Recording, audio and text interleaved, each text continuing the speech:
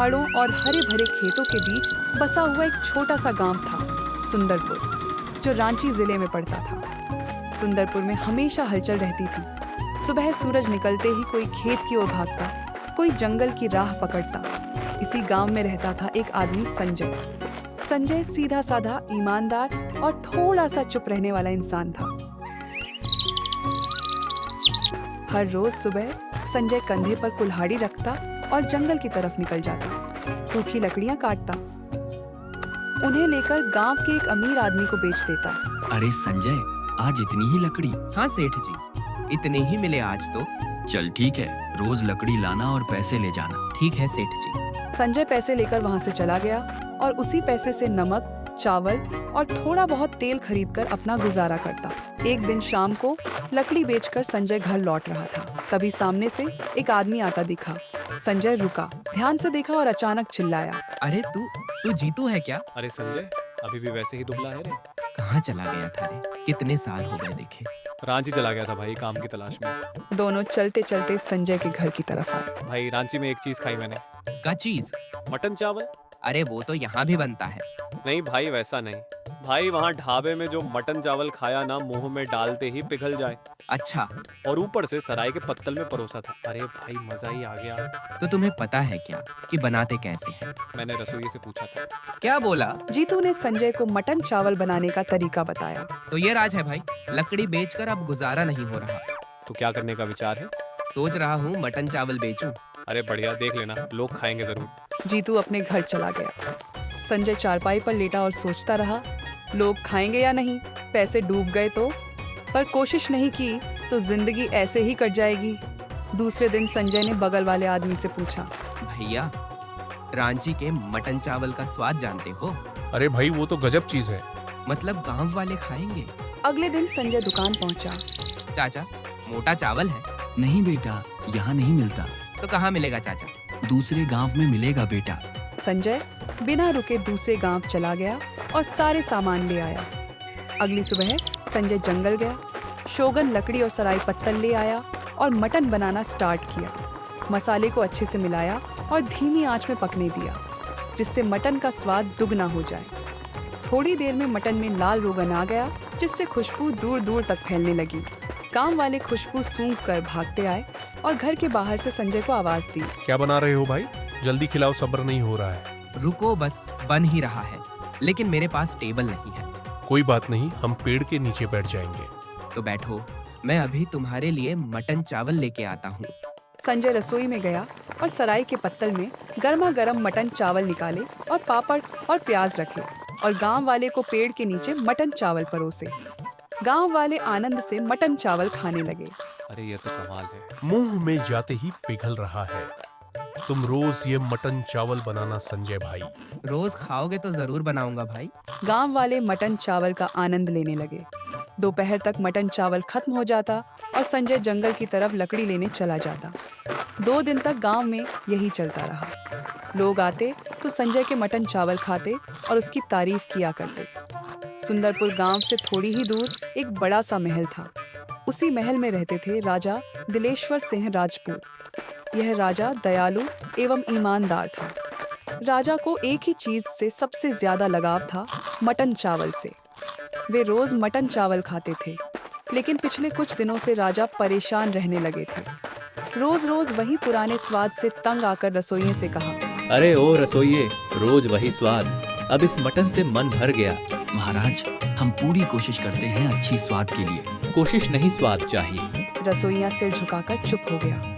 तभी राजा का मंत्री आगे बढ़ा, महाराज, अगर आज्ञा हो तो एक बात कहूँ। बोलो मंत्री जी, क्या कहना चाहते हो? सुंदरपुर गांव में एक आदमी है संजय नाम का। कौन? संजय, वो मटन चावल बनाता है महाराज। गांव वाले उसके मटन का इंतजार करते और लाइन लगाकर खाते हैं।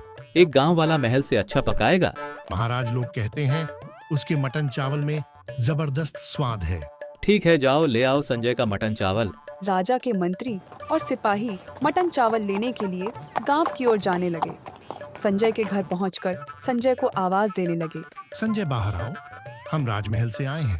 संजय डर गया, ये लोग यहाँ क्यों आए हैं? संजय बाहर आया। क्या हुआ? आप लोग यहाँ कैसे?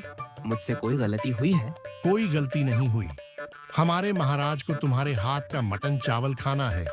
सुना है तुम्हारे मटन चावल बहुत फेमस हैं।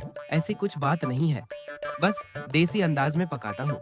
हाँ ठीक है, जल्दी मटन चावल पकाओ। जल्दी में मटन चावल का स्वाद नहीं आएगा। मटन को धीरे धीरे पकाना पड़ेगा, तभी स्वाद आएगा। ठीक है, आराम से पकाओ, बस महाराज को अच्छा लगना चाहिए। इतना कहकर संजय रसोई में गया और मटन बनाना शुरू किया। मसाले को अच्छे मिलाए, धीमे आंच में पकने दिया। मटन करी उबलने लगी और लाल लाल तेल ऊपर तैरने लगा।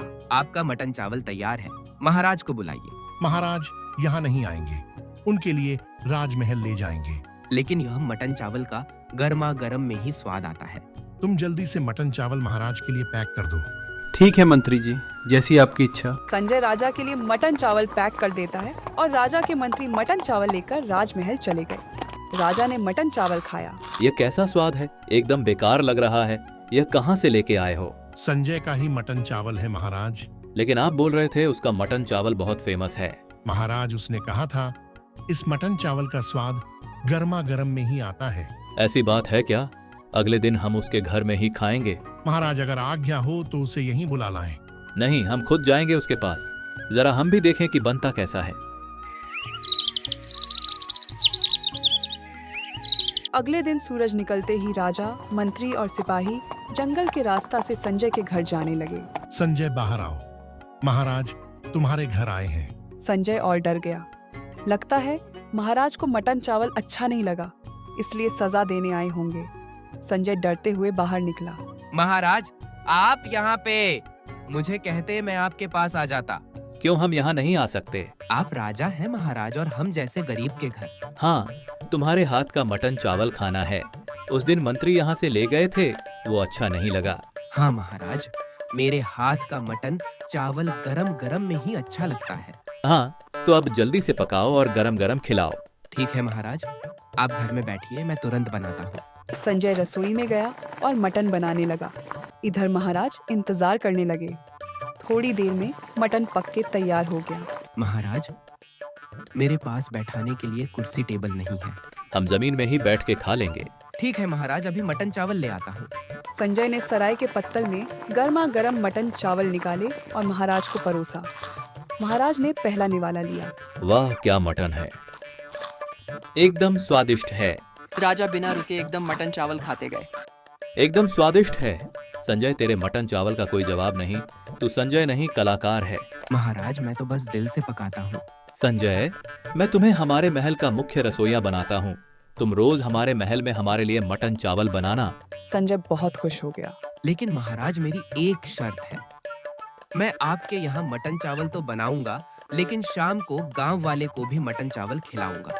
लेकिन मैं तुम्हें पैसे की कमी नहीं होने दूंगा। पैसे की बात नहीं है महाराज, गांव वाले मुझे बहुत मानते हैं। मैं उन्हें निराश नहीं करना चाहता हूँ। ठीक है, तुम्हारी जैसी इच्छा। इतना कहकर महाराज अपने महल चले गए। अगली सुबह संजय जंगल के रास्ते से राजा के महल गया। महल पहुंचते ही संजय सीधे मटन चावल पकाने लगा। मटन पकने के बाद महाराज को परोसा। वाह संजय, तुमने तो मेरा दिल खुश कर दिया। यह सब तो आपकी दया है महाराज। संजय, हम तुम्हें 100 सोने की मुद्राएं भेंट करते हैं। धन्यवाद महाराज। दूसरी तरफ महल का पुराना रसोइया संजय से जल के आग बगुला हो रहा था। इसका कुछ करना पड़ेगा।